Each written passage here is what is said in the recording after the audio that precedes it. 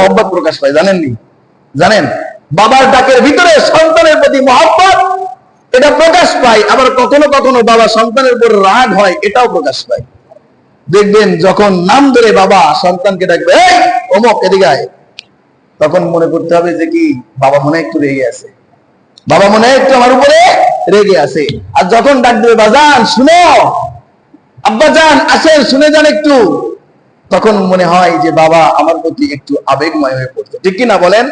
ডাকে না এভাবে বাবা সন্তানকে? ডাকে না? আব্বুজি বলে ডাকে, বাবা বলে ডাকে, আব্বা জান বলে ডাকে। আর কখনো কখনো নাম ধরে একটু ভাষাটাকে কর্কশ করে ডাক দেয়, তখন প্রকাশ পায় যে বাবা আমার উপরে একটু রাগান্বিত। আর যখন মহব্বত করে অন্য কোনো নামে ডাকে, তখন মনে হয় যে বাবা আমাকে একটু ভালোবাসতে এই মুহূর্তে একটু আমার প্রতি একটু আবেগময় হয়ে পড়ছে। ঠিক লোকমান হাকিম আলাইহিস সালাম তার সন্তানকে ডাকতে বলছে, ইয়া বুনাইয়া, হে আমার ছেলে। আবার দেখবেন সন্তান যদি একটা অন্যায় করে, স্বামী স্ত্রীকে বলে তোমার সন্তান এই করছে, হয় না?